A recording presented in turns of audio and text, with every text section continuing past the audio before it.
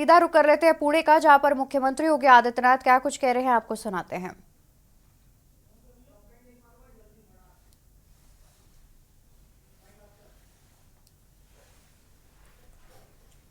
अपने परिश्रम से पूज्य स्वामी गोविंद देव गिरि जी महाराज ने जो कार्य किया, जो आशीर्वाद सनातन हिंदू धर्मावलंबियों को दिया है, उनके प्रति कृतज्ञता ज्ञापित करने का एक अवसर यह गीता भक्ति अमृत महोत्सव के रूप में हम सबके सामने है। मैं इस अवसर पर अमृत महोत्सव की इस बेला में उनका हृदय से अभिनंदन करता हूं, स्वागत करता हूं और ज्ञानेश्वर जी महाराज से ही प्रार्थना करता हूं कि पूज्य स्वामी जी का सानिध्य, उनका मार्गदर्शन सनातन हिंदू धर्मावलंबियों को एक लंबे समय तक प्राप्त होता रहे। यह उनके श्री चरणों में बारंबार प्रणाम करते हुए प्रार्थना करता हूं। आज ये मेरा सौभाग्य है कि मुझे इस अद्भुत अवसर पर आनंदी आने का अवसर प्राप्त हुआ है। मेरे लिए इसलिए भी क्योंकि मैं नाथ संप्रदाय का एक सामान्य अनुयायी हूं। सनातन धर्म के लिए गुरु परंपरा के अनुसार पूरे समर्पण भाव के साथ कार्य करता हूं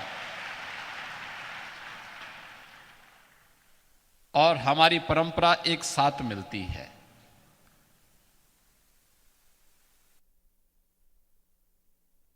भगवान ज्ञानेश्वर जी महाराज की जो परंपरा है, उस परंपरा को प्रणाम करने और इस परंपरा के सेतु को जोड़ने का काम किया है पूज्य स्वामी गोविंद देव गिरि जी ने, उनके प्रति कृतज्ञता ज्ञापित करने के लिए आज मैं स्वयं यहां पर उपस्थित हुआ हूं। मन में बहुत दिनों से इच्छा थी, वर्षों से इच्छा थी। बचपन में मैंने ज्ञानेश्वरी पढ़ी थी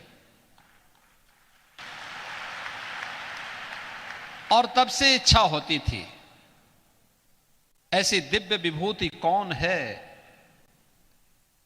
जिनका सानिध्य, जिन्होंने मात्र 15 वर्ष की उम्र में ज्ञानेश्वरी का उपदेश देकर के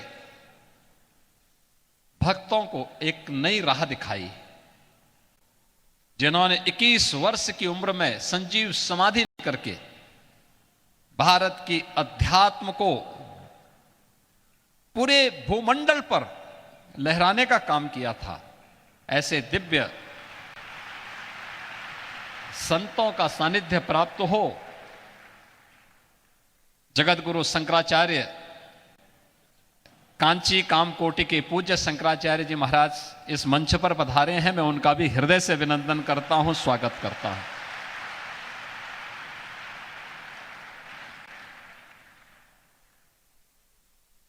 और आज ये मेरा सौभाग्य है कि मुझे साक्षात इस परंपरा के प्रति वहां पर दर्शन करने का सौभाग्य प्राप्त हुआ, वहां जाने का अवसर प्राप्त हुआ। बहनों और भाइयों, एक ही परिवार में 4 सिद्ध संतों का उदय, और महाराष्ट्र वाले इसीलिए सौभाग्यशाली हैं। इन पूज्य संतों का आशीर्वाद आज तो आपको प्राप्त हो रहा है, सैकड़ों वर्षों से प्राप्त हो रहा है। और भक्ति से उपजी ये शक्ति ही दुश्मनों के दांत हमेशा खट्टा करती थी। समर्थ गुरु रामदास जी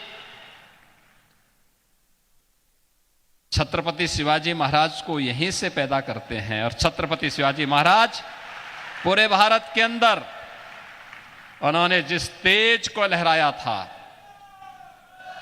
उस कालखंड में सोचिए, औरंगजेब की सत्ता को चुनौती देते हुए औरंगजेब को उन्होंने तड़पने और मरने के लिए ऐसा छोड़ दिया कि आज तक कोई पूछ नहीं रहा है।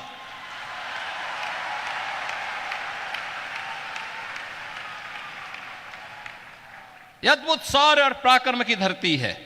इसलिए है क्योंकि पूज्य संतों का सानिध्य प्राप्त हुआ। उनकी कृपा हमेशा यहां पे बरसती है। यहां के भक्तों ने अपने पूज्य संतों के सम्मान को जिन ऊंचाइयों तक पहुंचाया है, उसका परिणाम है कि शक्ति भी साथ साथ उनकी चलती है। और यह शक्ति का अद्भुत संगम छत्रपति शिवाजी महाराज के रूप में महाराष्ट्र के माध्यम से हम सबको देखने को मिलती है। यह मेरा सौभाग्य है कि जब मैं उत्तर प्रदेश में मुख्यमंत्री बना, आदरणीय प्रधानमंत्री जी ने जब मुझे दायित्व दिया, तो मैं आगरा गया था। तो आगरा में एक म्यूजियम बन रहा था, उसका नाम था मुगल म्यूजियम। मैंने कहा भी मुगल म्यूजियम आज के दिन पे, मैंने कहा इसका नाम छत्रपति शिवाजी महाराज का म्यूजियम रखो।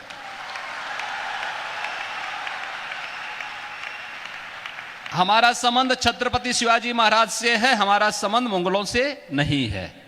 और इसलिए छत्रपति शिवाजी महाराज के नाम पर जाना जाएगा ये म्यूजियम। और छत्रपति शिवाजी महाराज की स्मृतियों को वहां पर सजोने का कार्य पूरी भव्यता के साथ आज हम लोग उसको आगे बढ़ाने का काम कर रहे हैं। आदरणीय प्रधानमंत्री जी ने उत्तर प्रदेश में एक डिफेंस कॉरिडोर की घोषणा की। यह डिफेंस कॉरिडोर भी छत्रपति शिवाजी महाराज को ही समर्पित है।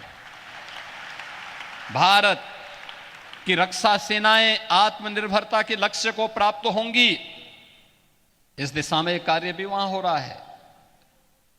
तो यहां पे तो शक्तियां भी जुड़ रही हैं और पूज्य संतों के माध्यम से भी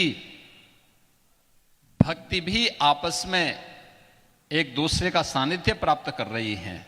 और इसी का परिणाम है, जब ये शक्ति मिलेगी, भक्ति और शक्ति का अद्भुत संगम होगा, तब 500 वर्षों की गुलामी की दास्ता से मुक्त होकर अयोध्या में राम मंदिर का भव्य अद्भुत क्षण भी, वह अलौकिक क्षण भी हम सबको देखने को प्राप्त होता है। हमारे पूज्य संतजन मंच पर भी बैठे हैं, सामने भी बैठे हैं। इनके सानिध्य में प्रधानमंत्री मोदी जी के कर कमलों से, उनके परम पुरुषार्थ से 22 जनवरी 2024 की जो तिथि हम सबको अयोध्या धाम में देखने को मिली थी, अद्भुत है। और ये नई अयोध्या, ये भव्य दिव्य और नव्य अयोध्या आप सबको भी अपनी ओर आमंत्रित कर रही है। और उसी आमंत्रण के साथ आज हम सब पूज्य स्वामी गोविंद देव गिरि जी, जिन्होंने अपने लिए नहीं, सनातन वैदिक धर्म के लिए अपना सब कुछ समर्पित कर दिया, पूरे देश के अंदर, पूरी दुनिया के अंदर वैदिक पाठशालाओं की स्थापना करके श्रीमद् भगवत गीता के संदेश को जन जन तक पहुंचाने के लिए वेद पाठी एक लंबी परंपरा को देश को देकर मान करना चाहेंगे। मैं पंकज अग्रवाल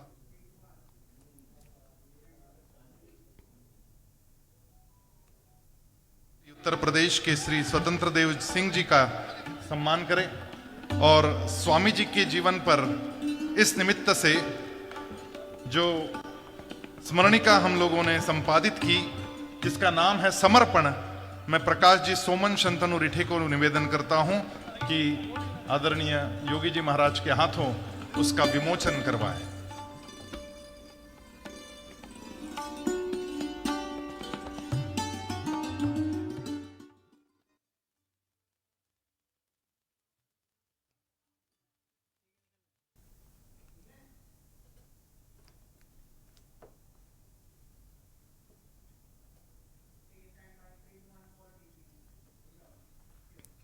तो मुख्यमंत्री योगी आदित्यनाथ गीता भक्ति अमृत महोत्सव में शामिल होने के लिए पुणे पहुंचे थे, जहां से आप उनका संबोधन सुन पा रहे थे।